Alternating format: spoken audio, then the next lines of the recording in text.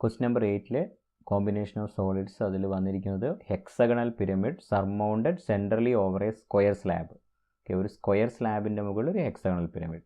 അതിൻ്റെ സൈസൊക്കെ തന്നിട്ടുണ്ട്. സൈസ് കുറച്ച് കൂടുതലാണ്. സംടൈംസ് ഒരു പേജിൽ വരയ്ക്കാൻ പറ്റില്ല. ഫ്രണ്ട് വ്യൂ ടോപ്പ് വ്യൂ വരച്ചിട്ടാണ് ചെയ്യുന്നതെങ്കിൽ അടുത്ത പേജിൽ കൊണ്ടുപോയി വരയ്ക്കേണ്ടി വരും.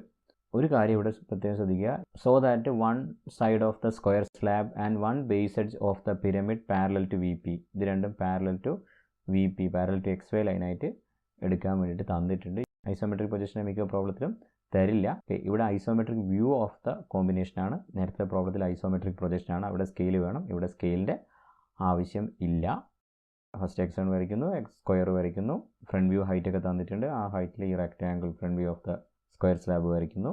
അതിലേക്ക് ഹെക്സഗണിൻ്റെ ഫ്രണ്ട് വ്യൂ പ്രൊജക്റ്റ് ചെയ്യുന്നു. ഇനി താഴത്തെ സോളിഡ് സ്ക്വയർ സ്ലാബാണ്. അതിൻ്റെ റോംബസ് വരച്ച് ഹൈറ്റ് കൊടുത്ത് അത് കംപ്ലീറ്റ് ചെയ്യുന്നു.